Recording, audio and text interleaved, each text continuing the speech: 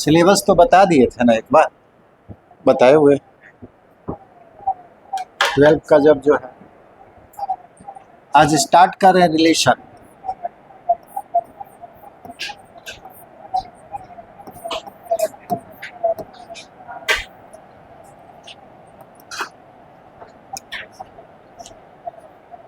ठीक है, और बड़ा लिखना पड़ेगा।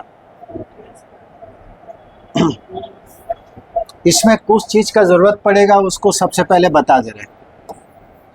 सेट सब पढ़े हुए हैं,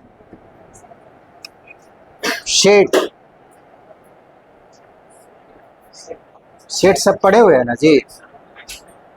सेट क्या होता है? Collection of well defined objects. उसको नहीं बता रहे, डायरेक्ट सबसेट पे चल रहे हैं जो हमको जरूरत है।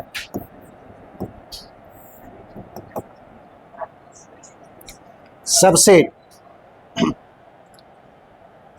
if each element of set A is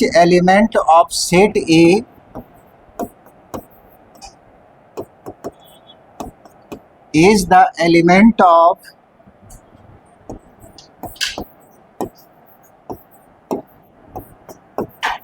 set B। जो भी बता रहे हैं अब एक एक चीज जो है उसमें यूज होगा, स्टार्टिंग से ही यूज होगा।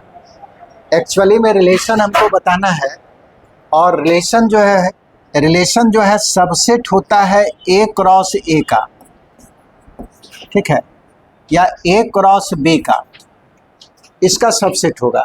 यानी कि कोई भी सबसेट जो A क्रॉस B का है तो हम कहेंगे कि R एक रिलेशन होगा A से B। अब A क्रॉस B तक पहुंचने के लिए हमको कुछ सबसेट का जरूरत है, नंबर ऑफ एलिमेंट का, उसके बाद A क्रॉस B। इसमें यूनियन इंटरसेक्शन भी आएगा जो आप सेट थ्योरी में पढ़े हुए, फिर भी उसका थोड़ा सा बता देते हैं।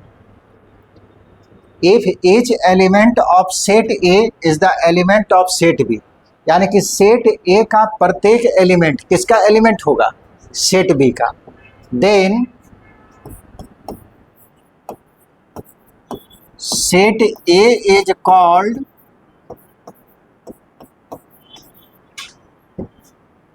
subset of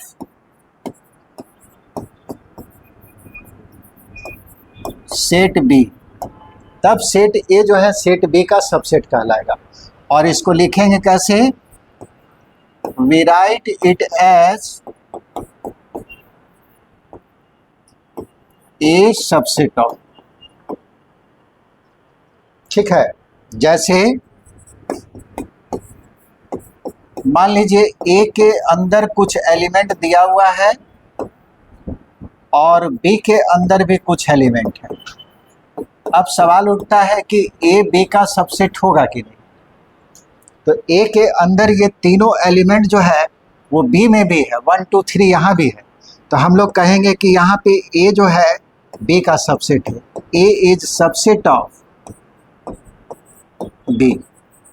और मैथमेटिकली जब इसको लिखिएगा इस तरह से लिखना है। ऐसे जब भी लिखा हुआ रहे तो आपको समझ जाना चाहिए कि A का सारा एलिमेंट आपको B में होगा, जितने भी एलिमेंट। लेकिन B का भी सारा एलिमेंट A में हो ये कोई ज़रूरी नहीं। जैसे B के अंदर 4 है जो A के अंदर नहीं है, तो A B का सबसेट है, but B is not subset of A, not subset of A। तो उसको लिखेंगे कैसे? B is not subset of A, ऐसे लिखिए। लिखो जल्दी से, थोड़ा सा पिछला वाला तो पढ़ना पड़ेगा, और नहीं तो डायरेक्ट पढ़ाएंगे तो फिर बीच बीच में हमको बताना पड़ जाएगा। जैसे जो लड़के बाद में आए वो तो खैर नहीं पढ़े, जो शुरू से पढ़ रहे हैं वो पढ़े हुए हैं। आज से 12 जो है शुरू हो गया। लिमिट जो पढ़ा रहे थे वो 11th का ही टॉपिक था, जिसका यूज हम लोग 12 में करेंगे, कंटिन्यूटी और डिफरेंशिएबिलिटी। यहाँ से आप 12 पढ़ रहे हैं, जिसका जिसका थोड़ा सा यूज है वो बता रहे हैं। दो चीज होता है, एक सबसेट होता है, एक प्रॉपर सबसेट होता है। तो सबसेट तो बता दिए कि ए का सभी एलिमेंट बी में मिल जाएगा तब सबसेट होगा। प्रॉपर सबसेट क्या होता है? ए का सारा एलिमेंट बी में मिलेगा, बी में कम से कम एक एलिमेंट ऐसा होगा, कम से कम एक मेंबर ऐसा होगा जो ए में ना हो। यहाँ पे जैसे बी के अंदर एक मेंबर 4 है जो ए के अंदर नहीं है, तो आप कह दीजिएगा कि ए बी का प्रॉपर सबसेट है, ये भी क्या होगा? सही हो जाएगा। यानी कि जितने भी प्रॉपर सबसेट होते हैं वो क्या होगा? सबसेट होगा, लेकिन सभी सबसेट प्रॉपर सबसेट नहीं होगा। जैसे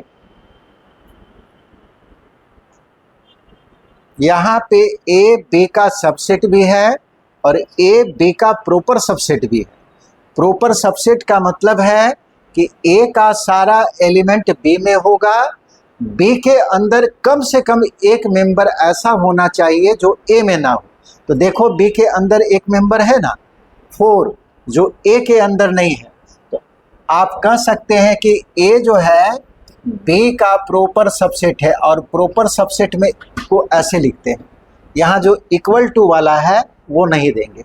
इसका मतलब ए का सारा मेंबर बी में होगा और बी के अंदर कुछ एलिमेंट ऐसा होगा जो ए में नहीं होगा।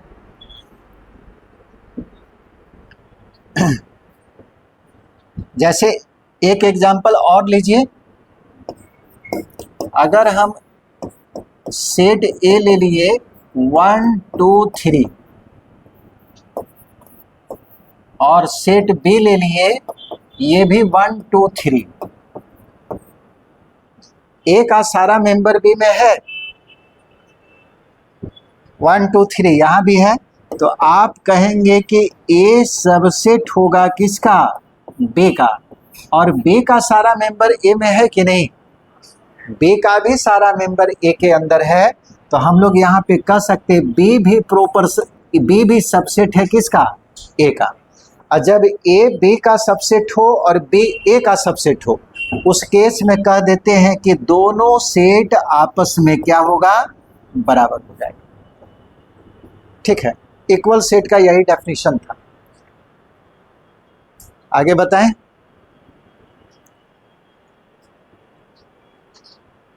अब कुछ रिजल्ट इसी में ऐड कर देना जी, तो लोग जानता है ना जी, ऐड कर दे।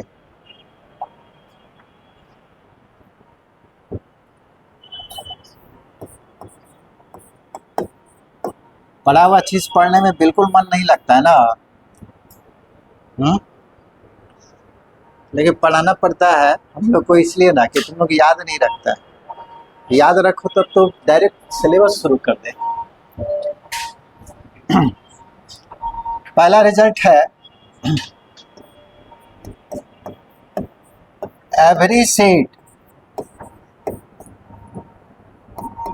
Is the subset of itself, यानी कि प्रत्येक सेट अपने आप का सबसेट होता है।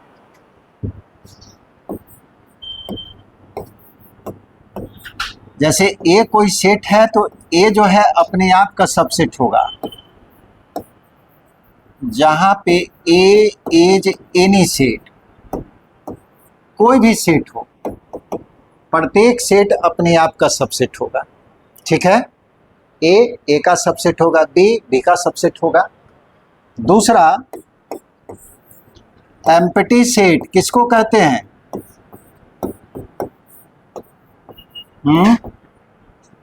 एम्प्टी सेट जिसमें कोई मेंबर ना हो, और एम्प्टी सेट को हम लोग फाई के द्वारा रिप्रेजेंट करते हैं, ये है एम्प्टी सेट। ठीक है, वैसा सेट जिसमें एक भी मेंबर ना हो उसको एम्प्टी सेट कहते हैं।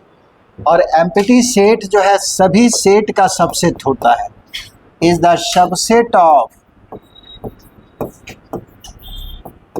Every set.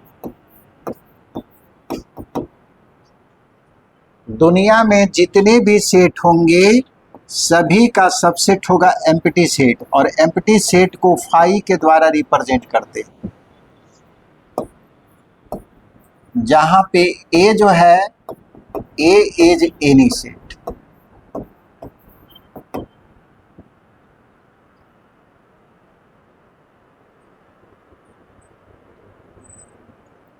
तीसरा रिजल्ट, इसका यूज हम लोग बराबर करेंगे। If set A contains an elements, मान लीजिए सेट ए के अंदर एलिमेंट का संख्या n है, then number of subset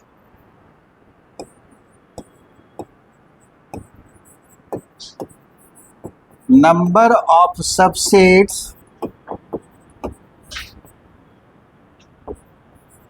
of set A, अगर किसी सेट में एलिमेंट का संख्या n है तो उसका सबसेट का संख्या कितना होगा? कोई भी बोलिए। 2 to the power n, इतना सबसेट उसका होगा। ये हम लोग 12 में भी यूज करते जाएंगे इस रिजल्ट को।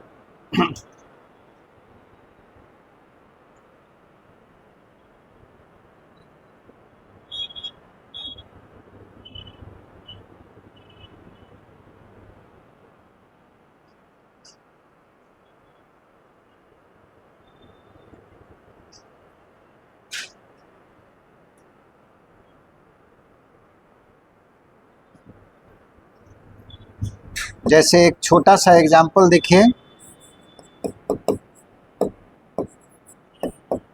Find the subsets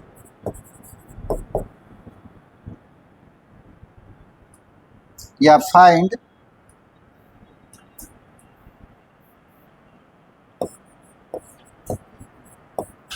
the number of subsets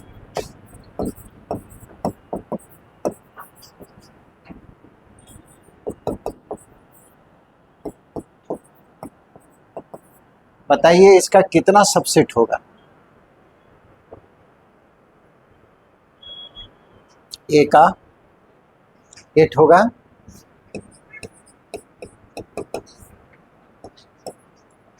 number of element in ए के अंदर 3 मेंबर है, ठीक है, इसलिए नंबर ऑफ सबसेट्स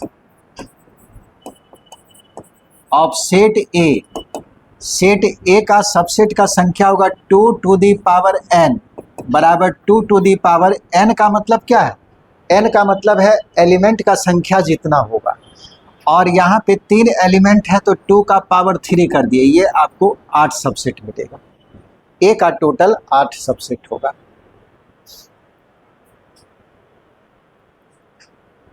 हो गया सबका?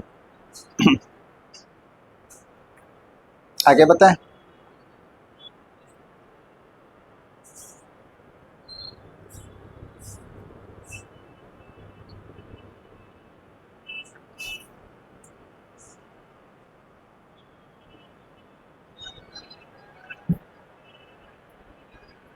आगे बढ़ रहे हैं जी।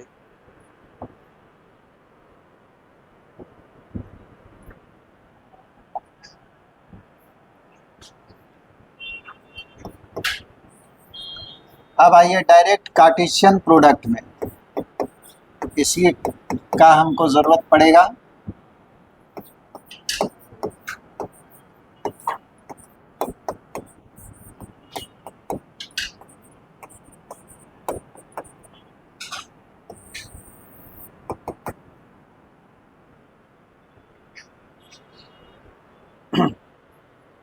Cartesian product of two sets.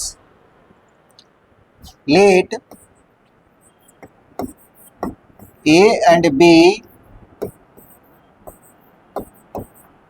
are two non-empty set, यानी कि ये खाली नहीं है, इसके अंदर एलिमेंट होगा।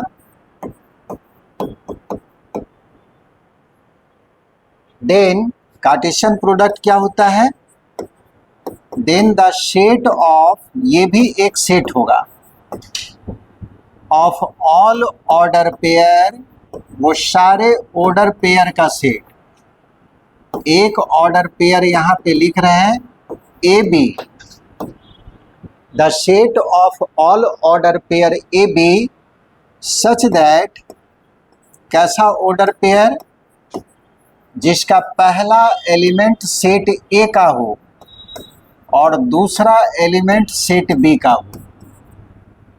ठीक है, वैसे ऑर्डर पेयर का सेट जिस ऑर्डर पेयर का पहला मेंबर सेट ए का और दूसरा मेंबर सेट बी का हो, इज कॉल्ड, वो कहलाएगा कार्टेशियन प्रोडक्ट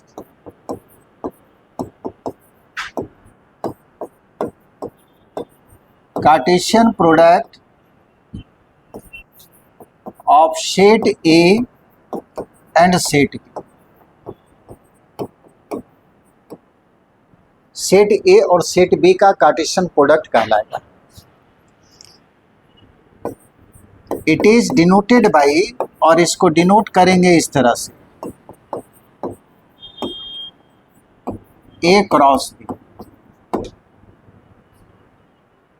यह कार्टेशियन प्रोडक्ट का डेफिनेशन हुआ। मैथमेटिकल डेफिनेशन क्या है, Cartesian product of A and B बराबर ऑर्डर पेयर का सेट, यानी कि ए बी का सेट। कैसा ऑर्डर पेयर, जिस ऑर्डर पेयर का पहला मेंबर सेट ए का है और दूसरा मेंबर सेट बी का है। ठीक है, और मान लीजिए बी क्रॉस ए लिखना होगा, इसको भी आप ऐसे ही लिख सकते हैं, ऑर्डर पेयर का ही सेट बनेगा। अब यहाँ पे पहला मेंबर जो है वो बी में आएगा, first member belongs to the first set, और सेकेंड मेंबर जो है सेकेंड सेट में होगा। दोनों एक ही चीज। एक एग्जाम्पल देखिए, क्या निकालिए, इफ ए बराबर 1 2 और बी बराबर ए बी सी,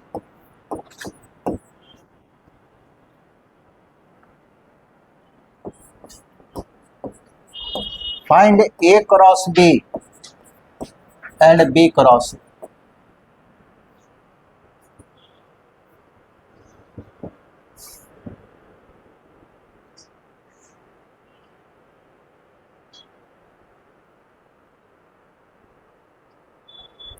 फंक्शन तुम लोग को पढ़ाए थे ना 11th में,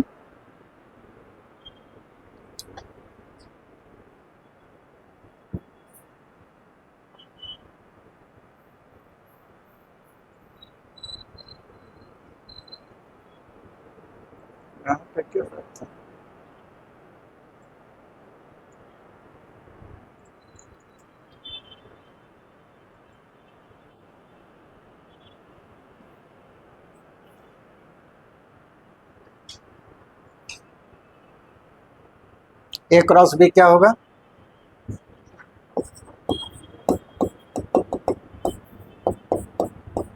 एक हम निकाल दे रहे हैं, ये सब आप पढ़े हुए हैं, उनके लिए बता दिए जो 11th में क्लास नहीं किए। ए सेट है, ये बी सेट है। अब ऑर्डर पेयर बनाना स्टार्ट कीजिए। ठीक है, 1 से बनने वाला ऑर्डर पेयर 1A,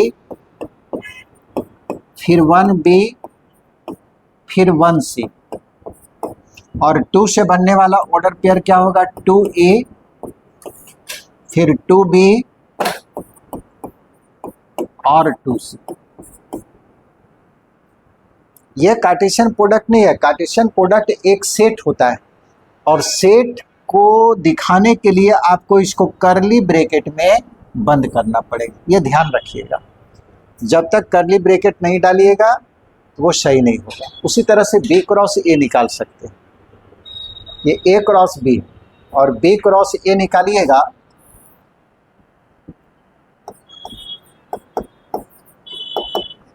पहले बी लिखना पड़ेगा ABC और उसके बाद A 1 2।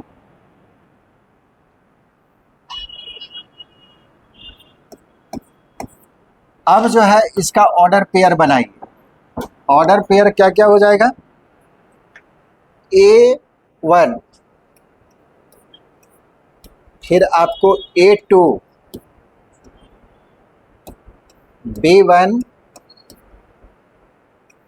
B2 और C1 और C2, इसको ब्रैकेट में डाल दीजिए।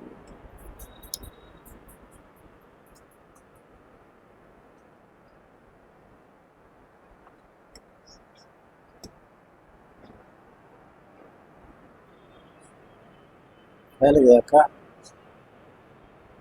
छोटा नहीं आता है?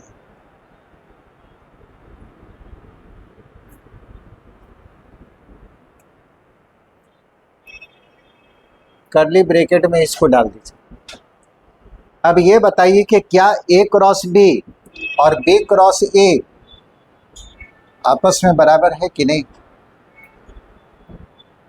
A क्रॉस B में 1 x कोऑर्डिनेट है, A जो है y कोऑर्डिनेट है, और B क्रॉस A में A जो है x कोऑर्डिनेट हो गया, ये y कोऑर्डिनेट है। तो ये एलिमेंट उसके बराबर नहीं है। तो क्लियरली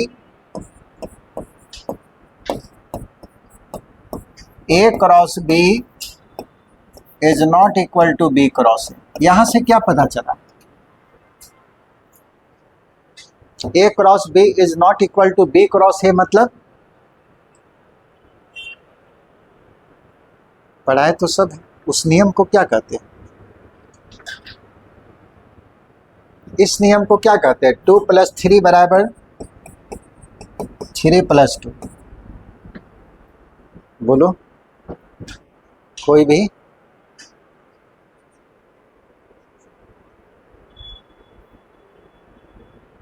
टू प्लस थ्री 3 + 2 के बराबर होता है। इसका मतलब एडिशन जो है कॉम्यूटेटिव लॉ को सेटिस्फाई किया, दोनों का वैल्यू बराबर। लेकिन वही माइनस डाल दीजिएगा तो 2 - 3 इज नॉट इक्वल टू 3 - 2। 2 - 3 जो है 3 - 2 के बराबर नहीं है, यानी कि सब्ट्रैक्शन जो है कॉम्यूटेटिव लॉ को सेटिस्फाई नहीं करेगा। तो यहाँ पे A क्रॉस B जो है B क्रॉस A के बराबर नहीं है। इसका मतलब है कि कार्टेशियन प्रोडक्ट जो है, दो सेट का कार्टेशियन प्रोडक्ट, वो कॉम्यूटेटिव लॉ को सेटिस्फाई नहीं करता है। ठीक है, अगर दोनों सेट बराबर कर दिया जाए, A और B को अगर बराबर कर दे तब जो है कॉम्यूटेटिव लॉ को सेटिस्फाई करेगा। लेकिन A और B को जब बराबर कीजिएगा तो सेम सेट आ जाएगा। तो generally Cartesian product commutative law को सेटिस्फाई नहीं करेगा। हो गया सबका? चलो आगे जो है नोट कर लो।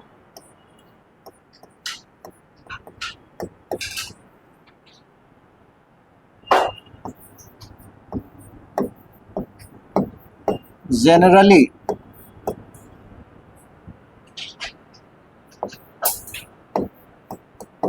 Cartesian product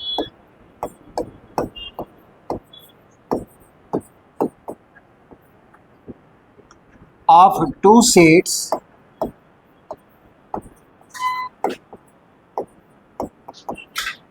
is not commutative। यह कॉम्यूटेटिव नहीं होता है।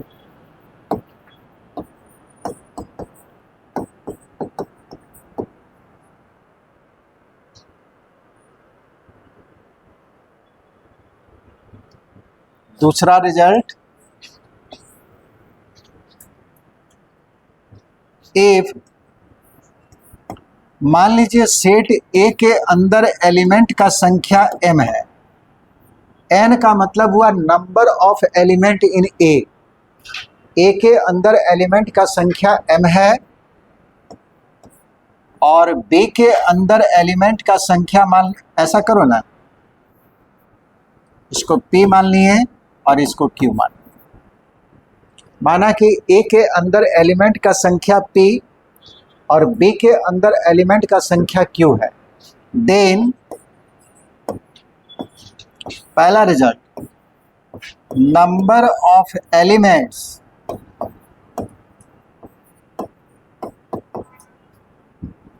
इन ए क्रॉस बी, दोनों के कार्टेशियन प्रोडक्ट में कितना एलिमेंट होगा?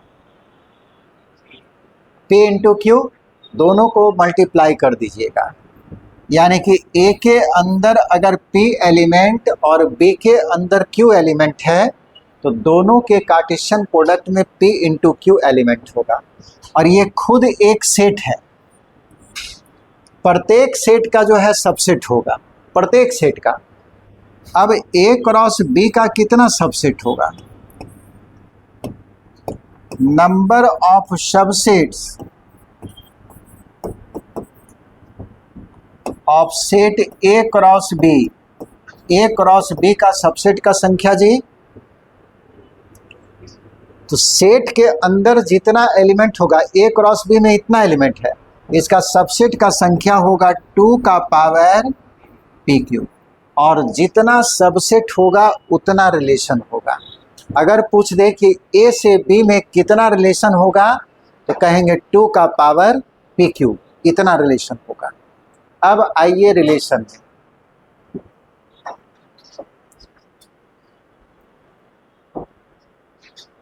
ये बहुत शॉर्ट में बताएं, जैसे यूनियन इंटरसेक्शन सबका यूज होगा, ये उसको बताएंगे तो फिर सेटे थ्योरी में बताते रह जाएंगे। तो जहाँ पे अब आएगा वहीं पे बता देंगे, ठीक है। अब हम लोग सिलेबस में आते हैं, जो हम लोग को पढ़ना है।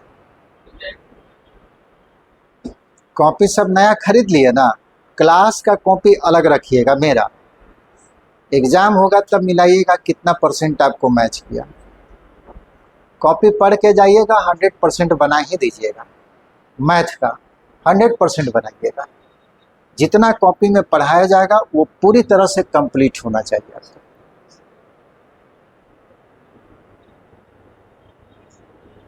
इसलिए कॉपी मेरा अलग कर लीजिएगा मैथ का।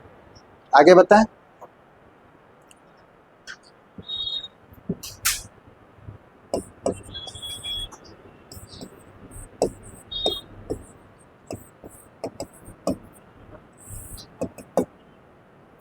यहाँ से आपको सिलेबस शुरू हो रहा है। तो ये हम लोग को पता चल गया कि रिलेशन जो है A क्रॉस B का ही सबसेट होगा। और A क्रॉस B को डिफाइन करने के लिए हमको 2 नॉन एम्प्टी सेट का ज़रूरत पड़ता है। रिलेशन के लिए भी हमको 2 नॉन एम्प्टी सेट लेना पड़ेगा। तो मान लीजिए, let A and B are 2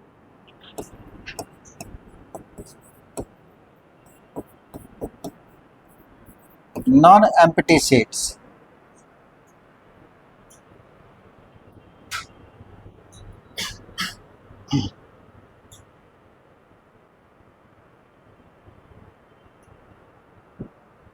Then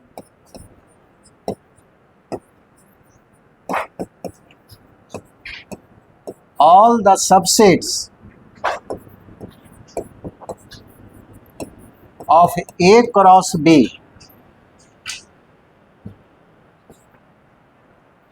all the subsets of A cross B, A cross B का सारे subset is called a relation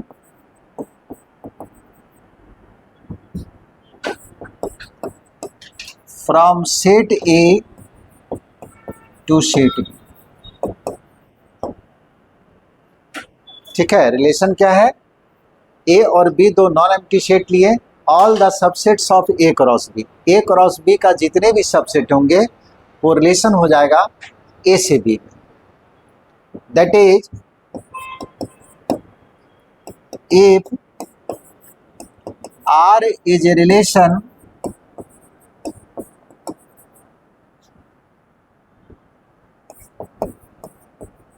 from set A to set B,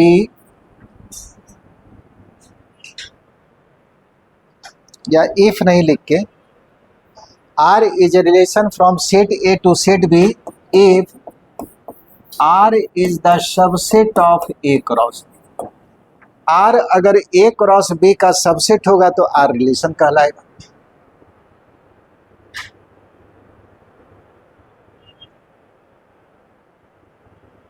that is R is equal to set containing x y। आप जानते हैं कि R subset है A cross B का, और A cross B में जितने भी मेंबर आएंगे कैसा होगा, A क्रॉस B में जितने भी मेंबर आएंगे यानी कि जितना भी एलिमेंट होगा वो कैसा होगा। अभी तो जस्ट निकाले थे A cross B। A cross B का एलिमेंट कैसा होता है?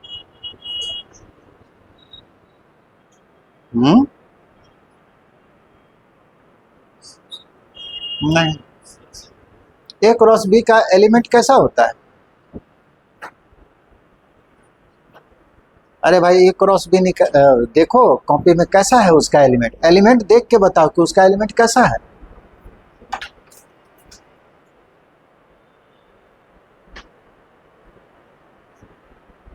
ऑर्डर पेयर में है ना, उसको क्या बोलते हैं?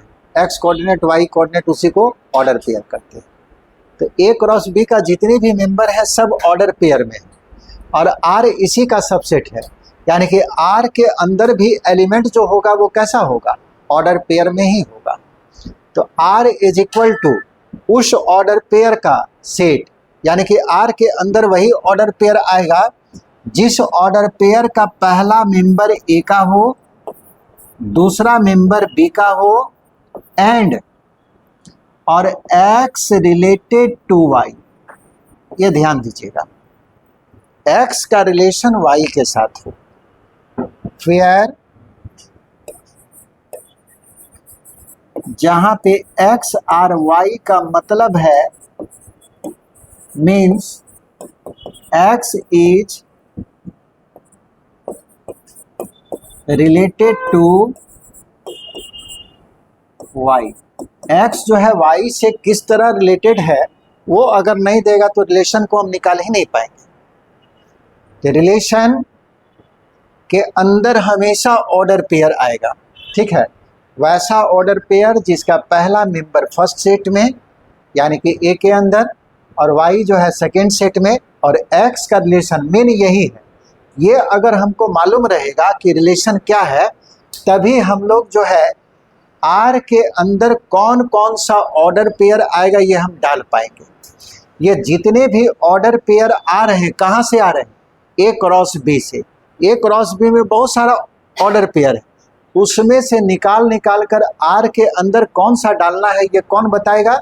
ये बताएगा आपको एक्स आर वाई, यानी कि किस तरह से रिलेटेड है वही बताएगा, ठीक है। तो पहले इसको लिख लीजिए। मिट कैसे गया जी?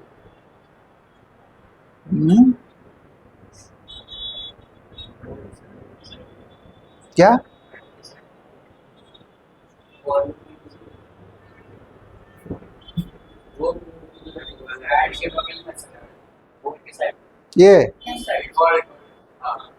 ये क्या करेगा?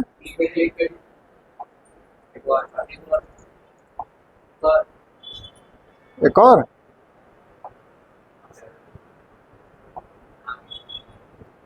अच्छा, तो गया कहाँ था?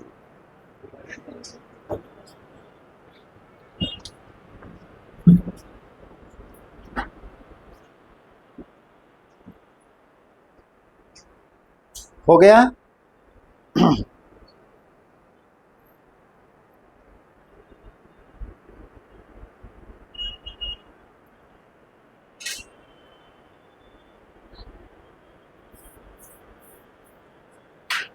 एक चीज और बता देते हैं, आगे बताएं।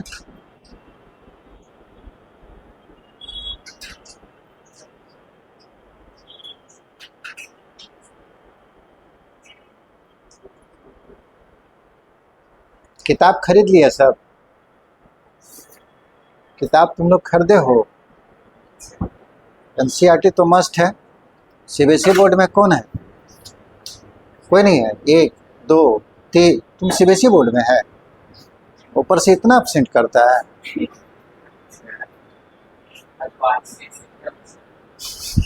हाँ वो भी ठीक है। सीबीएसई बहुत अच्छा एग्जाम दे रहा है। सीबीएसई मतलब सवाल स्टैंडर्ड दे रहा है, अच्छा दे रहा है।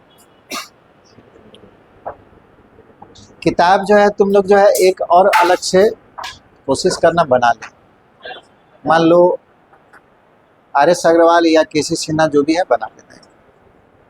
केसी सिन्हा 2 वॉल्यूम में खरीदना पड़ेगा, आर एस अग्रवाल 1 वॉल्यूम में।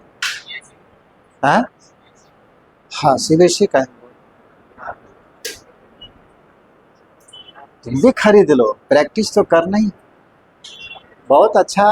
बिहार बोर्ड वाला भी खरीद लो, एक ही किताब खरीदोगे तो अच्छा रहेगा। देखो रूम पे प्रैक्टिस करने के लिए टेक्स्ट बुक का होना ज़रूरी। एनसीईआरटी बढ़िया है लेकिन सवाल का संख्या उसमें बहुत कम है, वहाँ से प्रैक्टिस नहीं हो पाता है। जैसे इंटीग्रेशन जब पढ़ाएंगे तो जितना सवाल का ज़रूरत है वो सवाल उतना है नहीं, आप प्रैक्टिस नहीं कर पाइएगा। इसलिए किताब को रखना एक ज़रूरी है।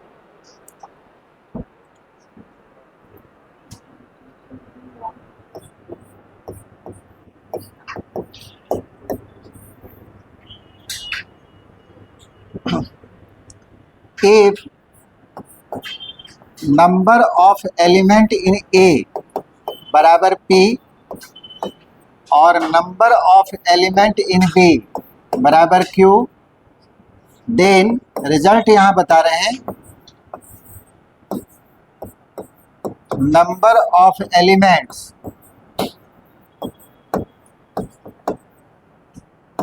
इन ए क्रॉस बी, अभी जस्ट लिखा दिए थे, पी क्यू होगा। और दूसरा number of subsets of A cross B, ये भी बता चुके हैं, 2 to the power P Q. तीसरा हमको यहाँ पे बताना था number of relation, number of relation from set ए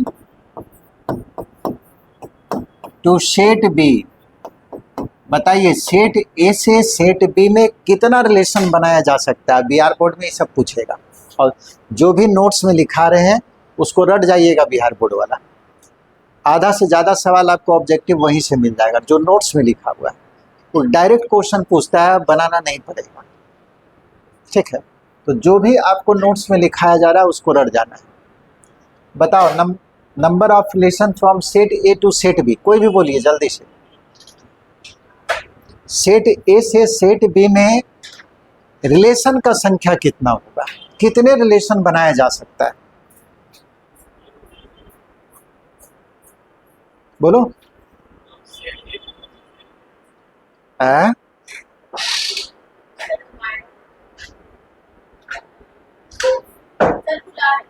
हमको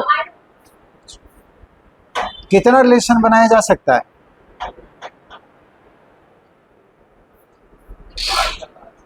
है 2 का पावर पी क्यू। रिलेशन क्या है? Relation is the subset of A cross B. A cross B का जितने भी सबसेट होंगे वो सारा रिलेशन हो जाएगा। तो जितना सबसेट होगा उतना रिलेशन। तो सबसेट का संख्या तो आपको मालूम है 2 का पावर पी क्यू, इसलिए रिलेशन का संख्या भी क्या होगा 2 का पावर पी क्यू। जितना सबसेट उतना रिलेशन। क्लियर है यहाँ तक?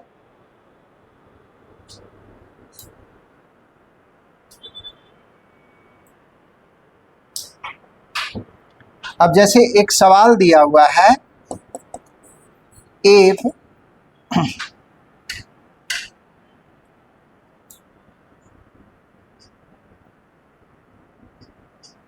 सवाल अभी छोड़ दो, कुछ चीज और बता देते हैं। अब आइए domain.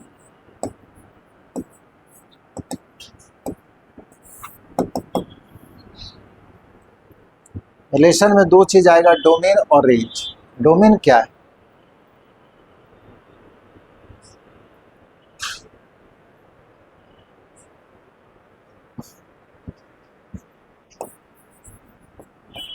Late R is a relation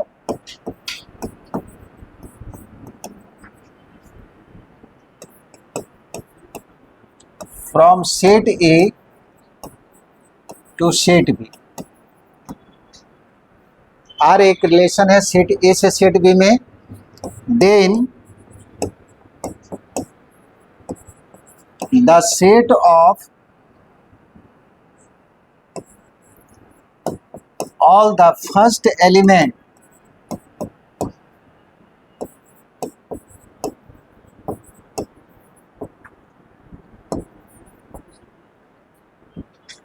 the set of first element of all the order pairs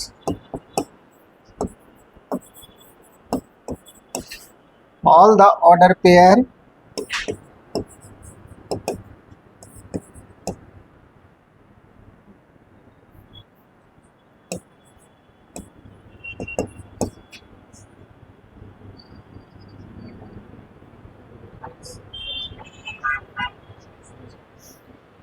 set of first element of all the order pair which belongs to R is called domain of R। मतलब समझे, R के अंदर केवल order pair आएगा, वो सारे order pair का पहला एलिमेंट का एक सेट तैयार कर देंगे, वही डोमेन होगा। पहला एलिमेंट का सेट डोमेन और दूसरा एलिमेंट का सेट रेंज हो जाएगा, यानी कि को डोमेन भी कह सकते हैं, रेंज भी। इट इज डिनोटेड बाई, और इसको डिनोट करेंगे इस तरह से,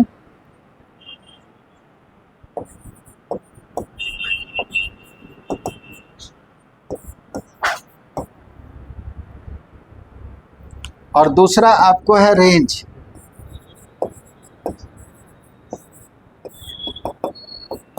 द सेट ऑफ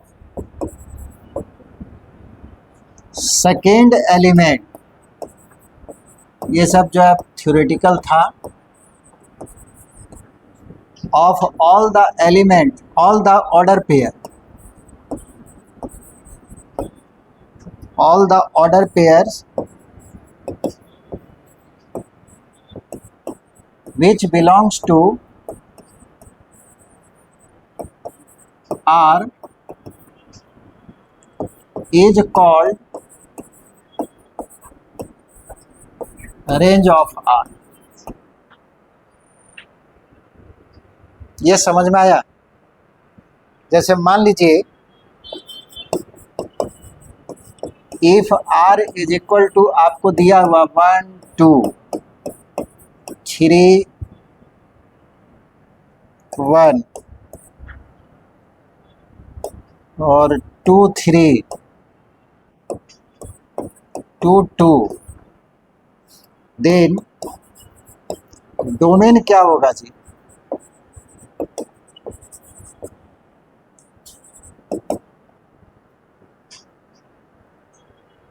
जितने भी ऑर्डर पेयर है उसका पहला एलिमेंट लीजिए, ये पहला ऑर्डर पेयर है, पहला एलिमेंट 1 है, फिर इसका पहला एलिमेंट 3 है, इसका पहला एलिमेंट 2 है, इसका पहला एलिमेंट 2 ही है, लिख दिए, इसका सेट बना लीजिएगा, ये हो गया डोमेन। पहला एलिमेंट का जो सेट होगा डोमेन, और रेंज क्या हो जाएगा? सेकेंड एलिमेंट का सेट जो भी रहे। यहाँ पे तो एक एग्जांपल हम छोटा सा दिए। सेकेंड एलिमेंट में देखिए कौन कौन है, यहाँ पे 2 है, सेकेंड एलिमेंट 1 है, फिर आपको 3 है, तो 3 तो लिख दिए, 2 है, 2 भी लिख दिए, यानी कि रेंज में केवल 2 नहीं ना लिखे हैं जी, 3 है, 1 है और ठीक है, 2 3 और 1 सेकेंड एलिमेंट का जो सेट बनेगा।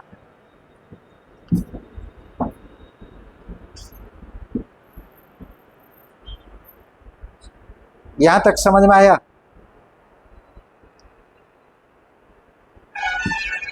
अच्छा ये बताओ,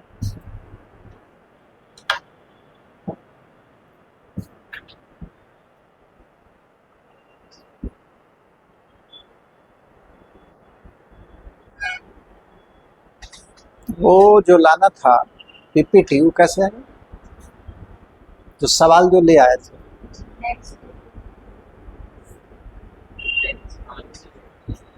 अच्छा ठीक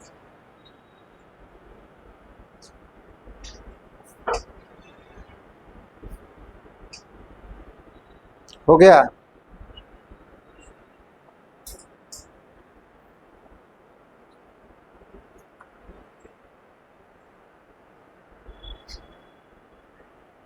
यहां तक किन्हीं को दिक्कत है तो पूछ लो पहले, किसी को प्रॉब्लम है?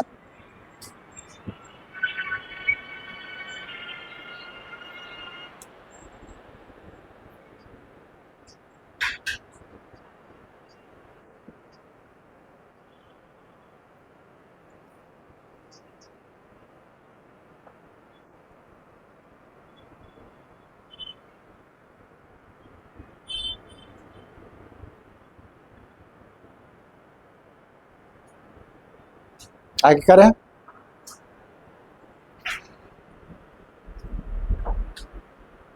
हटा रहे हैं।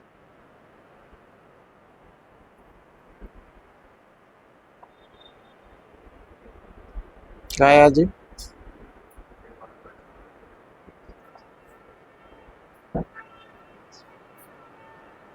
इस सवाल में देखिए दिया हुआ find the domain and range of this relation, बन जाएगा।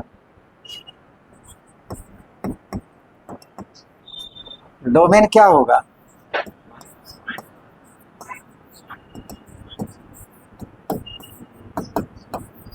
पहला एलिमेंट का सेट -1 फिर 1 -2 और 2, और रेंज क्या हो जाएगा?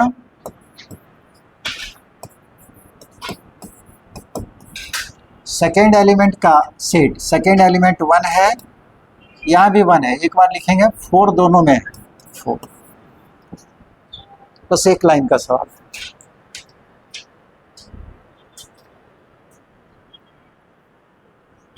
इसके आगे जाना होगा तो फिर नेक्स्ट। ये समझ गए?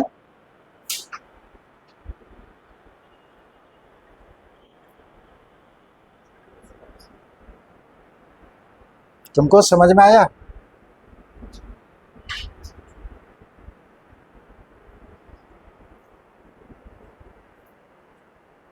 बदल रहे।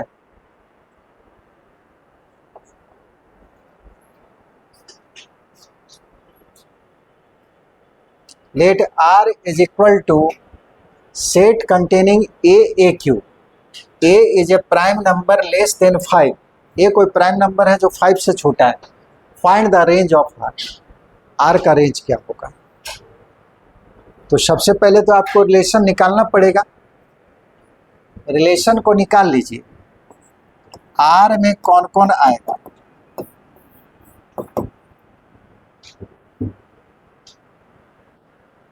रिलेशन जो है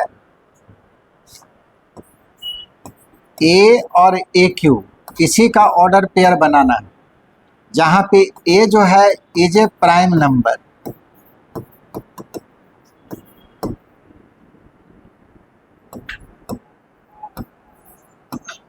लेस देन 5,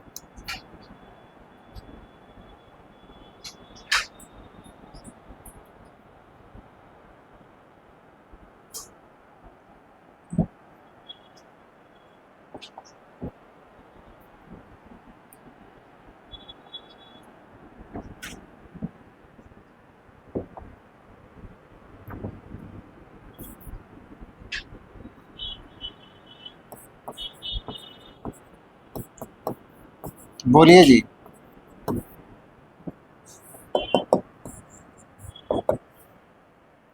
R में कौन आएगा?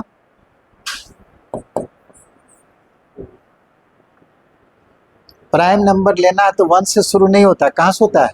2 से। पहले 2 डालिए। अरे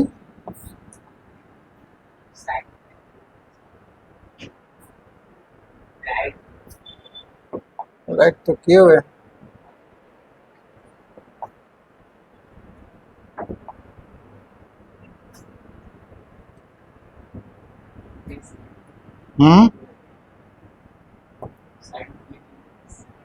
किधर?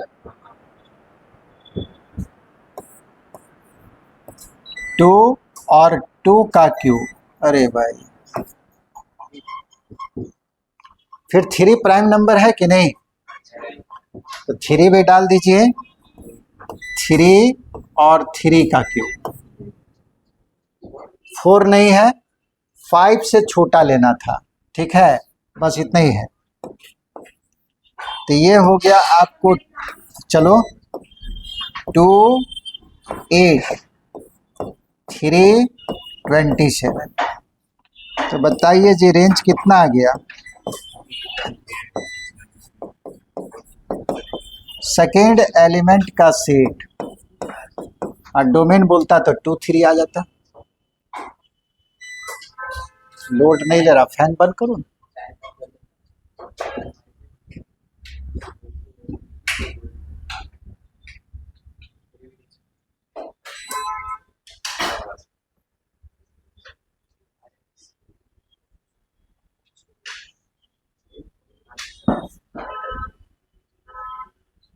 आगे बढ़ें, यह समझ में आया? तो सबसे पहले हम लोग क्या किए, रिलेशन को निकाले और उसके बाद सेकेंड एलिमेंट का जो सेट था उसको लिख दिया, रेंज आ गया। अगर डोमेन बोलता तो फर्स्ट एलिमेंट का सेट।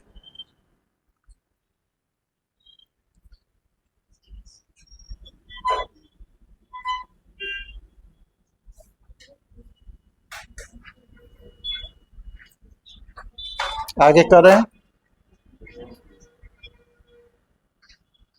पीडीएफ ले लेना।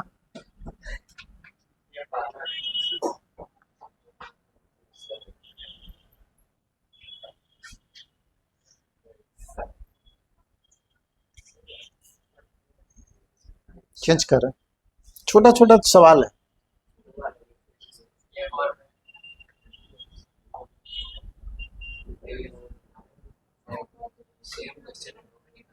अच्छा, डोमेन भी निकालना था जी, रेंज भी निकालना था।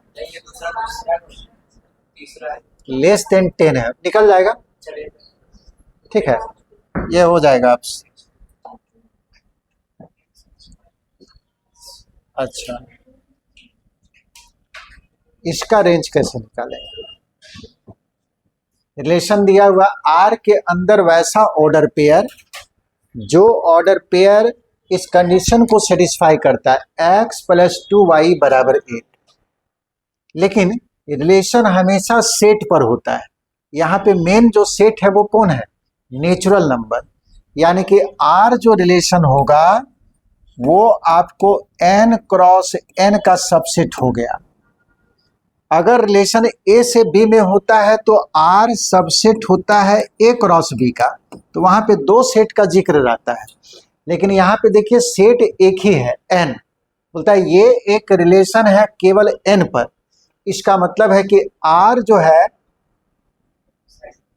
है n क्रॉस n का सबसेट होगा। यानी कि पहला जो मेंबर है x वो भी नेचुरल नंबर होगा और y वो भी नेचुरल नंबर। अब बोलता है कि इस रिलेशन का रेंज क्या होगा, रेंज आपको निकालना है। बन जाएगा?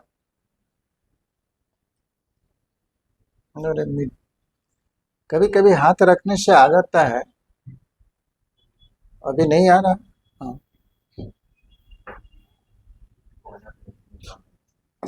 क्या बोल रहा है? कॉर्नर पे? अच्छा, तो मेन यही है, वैसा ऑर्डर पेयर जो इस इक्वेशन को सेटिस्फाई करे वही रिलेशन के अंदर रह पाएगा। तो हम लोग को वी हैव x + 2y = 8 है, जहां पे x y क्या होगा? Natural number. यहां से किसी एक का वैल्यू निकाल लो जिसका इच्छा है। तो मान लो हम x का मान निकाल लिए और हमको मालूम है कि x और y दोनों नेचुरल नंबर। अब नेचुरल नंबर जो है पुटअप करना स्टार्ट कीजिए। फिर तो नेचुरल नंबर 1 से शुरू होता है, y का मान पुटअप करें, y = 1, तो x बराबर कितना होगा? 8 माइनस 2 इंटू 1, यानी कि 8 माइनस 2 बराबर 6। ये तो नेचुरल नंबर है ही, y भी नेचुरल नंबर, x भी नेचुरल नंबर। अब y का वैल्यू 2 पुट अप कर दिए, तब x बराबर कितना आएगा, 8 माइनस वाई के जगह पे 2, तो 2 इंटू 2, 8 माइनस 4 यानी कि 4। दोनों नेचुरल नंबर है, तब तक हम लोग निकालते जाएंगे जब तक नेचुरल नंबर आएगा। y बराबर 3 डालें, x इज इक्वल टू 8 और यहाँ पे 3 डाल दीजिए, 2 इंटू 3, 8 माइनस 6 यानी कि 2, अभी भी नेचुरल नंबर है। y बराबर 4, x बराबर 8 और यहाँ पे y के जगह पे 4 डालिए, 2 इंटू 4, 8 माइनस 8, ये 0 आ गया, does not belongs to n। अब नेचुरल नंबर नहीं आया, उसके बाद जितना भी नंबर डालिएगा नेचुरल नंबर नहीं आएगा, वो नेगेटिव आने लगेगा। ठीक है, तो रिलेशन हमारा क्या हो गया, यहाँ पे ध्यान रखिएगा, x का वैल्यू पहले होगा, y बाद में। तो जब x का वैल्यू 6 है तो y का वैल्यू 1, फिर x का वैल्यू 4 तो y का वैल्यू 2, x का वैल्यू 2 तो y का वैल्यू 3, और बाकी तो नहीं आएगा। इसके बाद अब आपको बोला था कि रेंज बताइए, तो इसका डोमेन रेंज सब निकाल सकते हैं अब हम लोग। रेंज का मतलब हो गया सेकेंड एलिमेंट का सेट, तो सेकेंड एलिमेंट 1 है, 2 है, 3 है, यही इसका रेंज हो जाएगा। तो मेन काम कौन कर रहा है, यही रिलेशन है, ये आपको रिलेशन दिया हुआ है, ये अगर नहीं देगा तो आर को निकाल ही नहीं पाएंगे।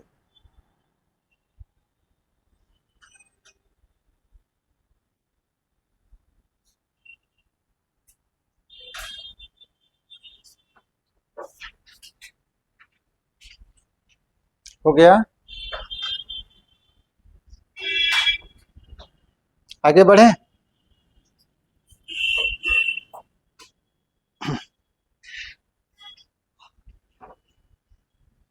इसका सवाल बहुत लंबा लंबा होगा, ये अभी छोटा छोटा थ्योरेटिकल सवाल है, जो आपको पढ़ना है 12 में। एनसीईआरटी का बुक जब निकालिएगा तो एक भी सवाल अभी नहीं बनेगा, क्योंकि वहाँ पे रिलेशन ऑन ए सेट है, केवल एक सेट पे रिलेशन, और उसका टाइप्स ऑफ रिलेशन जो होता है, रिफ्लेक्सिव होता है, सिमेट्रिक होता है, ट्रांजिटिव होता है। आपको बोलेगा कि इक्विवेलेंस है कि नहीं, और इक्विवेलेंस का मतलब होता है वैसा रिलेशन जो रिफ्लेक्सिव, सिमेट्रिक, ट्रांजिटिव तीनों हो। तो किसी भी रिलेशन को जब चेक करने के लिए देगा तो आपको तीनों चेक करना पड़ेगा। वो ये जो चैप्टर पढ़ रहे हैं थ्योरेटिकल चैप्टर है, अभी लग रहा है कि प्रॉब्लम टाइप का है, लेकिन ये प्रॉब्लम टाइप का नहीं है, थ्योरेटिकल है। ये आप जो पढ़ रहे हैं रिलेशन, आप लोग को 11th में रिलेशन पढ़ाए थे,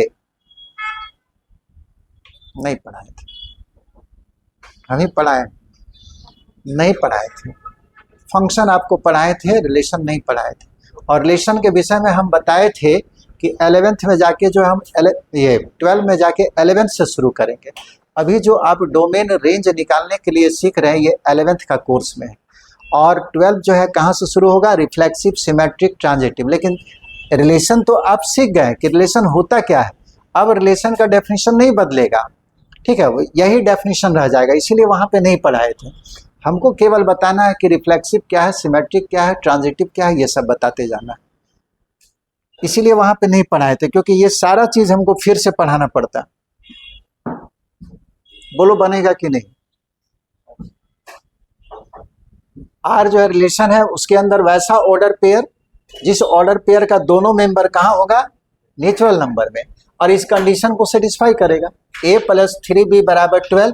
अब 3b को इधर कर लेना, b का मान 1 2 3 4 डालते जाना, कब तक, जब तक a का वैल्यू और b का वैल्यू नेचुरल नंबर रहेगा। जैसे नेचुरल नंबर समाप्त होगा उसको छोड़ दीजिएगा, रिलेशन को लिख दीजिएगा, उसके बाद रेंज लिख दीजिएगा। ठीक है, ये जी b बराबर मॉड a 3 से छोटा होना चाहिए। बनेगा। मॉड ए 3 से छोटा, और ए और बी जो है आप कहाँ ले सकते हैं, जेड के अंदर, यानी कि पॉजिटिव नेगेटिव दोनों नंबर ले सकते हैं। 3 से छोटा का मतलब है कि आप 0 लीजिएगा, 1 लीजिएगा, -1 भी ले सकते हैं। क्यों?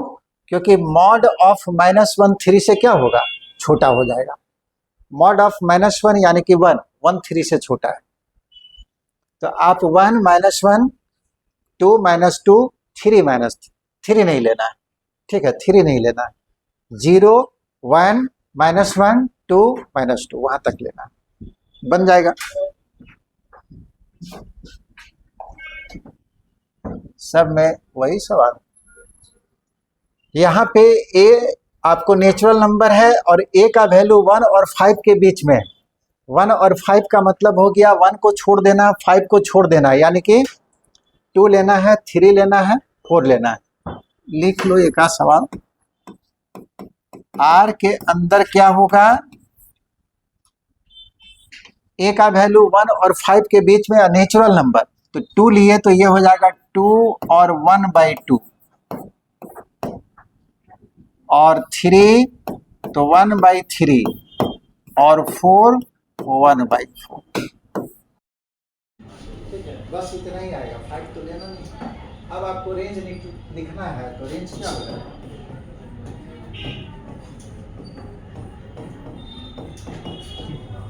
1/2 1/3 1/4। अपने बना लीजिएगा ये सब, कि वही आ गया क्या, दूसरा है उसी का। S with the set of all sets and R is equal to AB such that A is proper subset of B. R is transitive, ये तो पढ़ा हुआ नहीं, मतलब अब आगे बढ़ना, ठीक है, इसको पीछे कर। अच्छा ये बताओ, अब आगे जो है इसको हटाना चाह रहे हैं, क्या करें, ऐड पे चल जाए,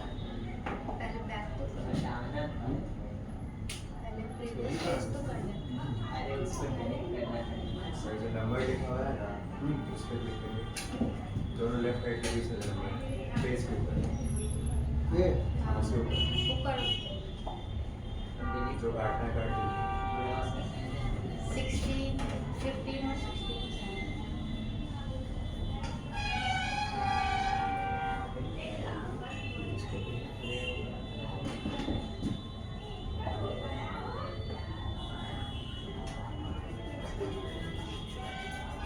मुझे नहीं करना है,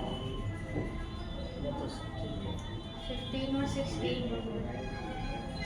ये 15 सर, 15 सवाल तो लोग ने बना दिया है ना,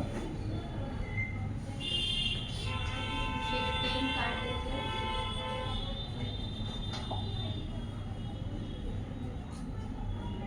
छोड़ दें, 15 16 17 भी तो हटाना है। हम लोग बनाए नहीं दो,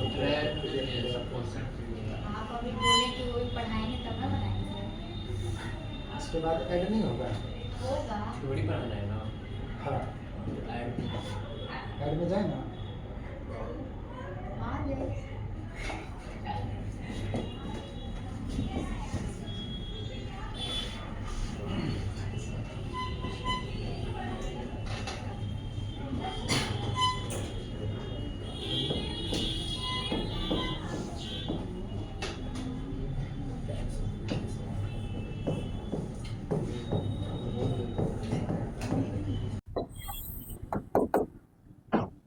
टाइप्स ऑफ रिलेशन, एक डेफिनेशन बताते हैं।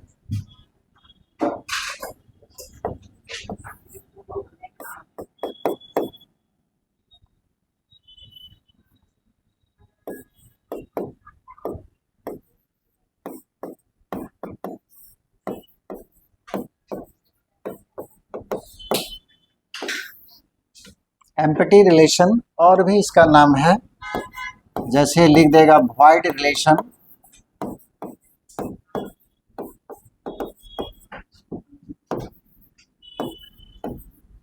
Non relation.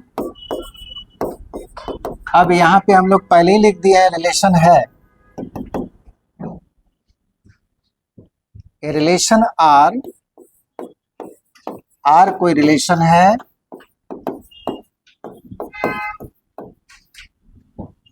A relation R from set A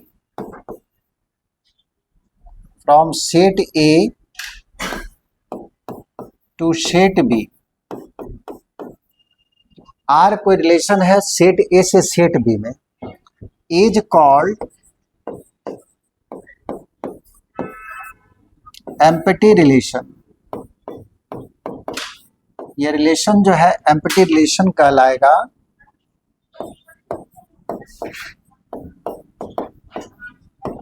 if R is the subset of phi,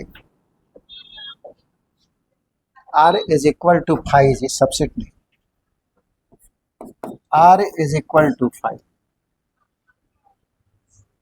empty set क्या होता है? एम्प्टी सेट प्रत्येक सेट का सबसेट होता है, ठीक है। तो A से B में रिलेशन है तो A क्रॉस B ये एक सेट हो गया और इसका एक सबसेट फाई भी होगा। और हम लोग को मालूम है A क्रॉस B का जितना भी सबसेट होगा सब का सब रिलेशन है, तो फाई भी एक रिलेशन होगा। इसी फाई को हम लोग क्या कहते हैं? एम्प्टी रिलेशन, यानी कि इस रिलेशन के अंदर एक भी एलिमेंट नहीं होगा।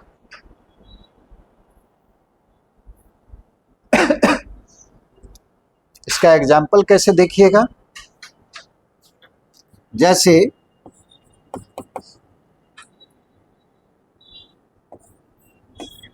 मान लो A बराबर है 2 4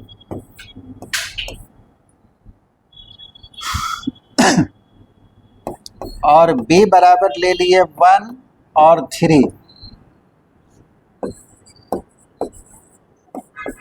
and R is a relation. R एक रिलेशन है defined by R is equal to set containing AB such that A minus B is even।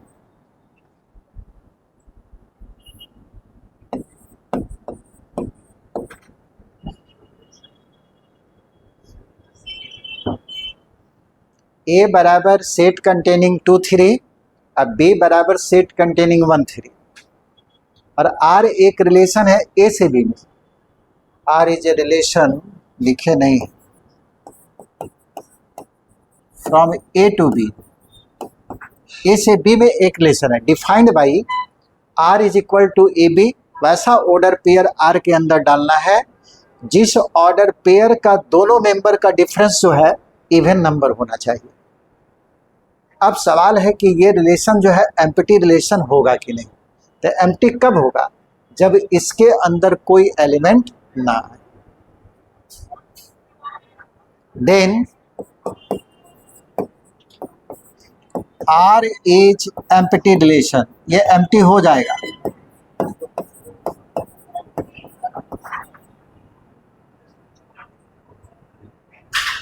Because क्यों एम्प्टी होगा? 2 और 1 आएगा कि नहीं? तो 2 माइनस 1 बराबर 1 ऑड है, इसका मतलब है कि 2 1 R में नहीं होगा। फिर 2 और 3 R में होगा कि नहीं? तो 2 माइनस 3 माइनस 1 ये भी ऑड है, यानी कि 2 और 3 ये भी R में नहीं होगा। अब 4 और 1 देखिए तो 4 माइनस 1 ये भी आपको ऑड आ गया, ठीक है। इसका मतलब है कि 4 1 भी R में नहीं होगा। R में कब आता? अगर ये दोनों का डिफरेंस कैसा होता? इवन होता। सब ऑड आ रहा है। अब एक और बचा 4 3, तो 4 माइनस 3 ये 1 होगा, ये भी ऑड है, यानी कि 4 3 ये भी R में नहीं होगा। तो R क्या हो जाएगा जी? A क्रॉस B में कितना एलिमेंट? ए क्रॉस बी में, ए में 2 है, बी में 2 है, ए क्रॉस बी में 4। और चारों में से कोई भी आया आर के अंदर, एक भी नहीं आया, तो आर क्या हो गया? खाली। ये क्या हुआ? आर जो है खाली हो गया, ठीक है, एम्प्टी रिलेशन हो गया। समझे इसको? आज यहीं छोड़ देते हैं, इसके आगे जो है नेक्स्ट क्लास में बताएंगे। अब बताओ इसको सेव कैसे कर। एक दिन और बताया था तू लोग।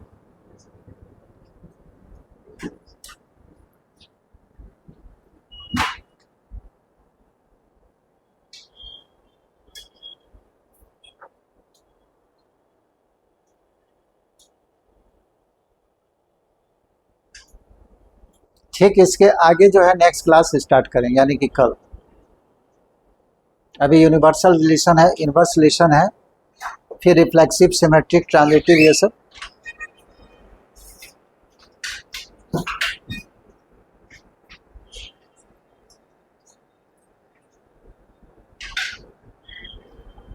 हो गया? बोलो जी। इसको बंद कर दो।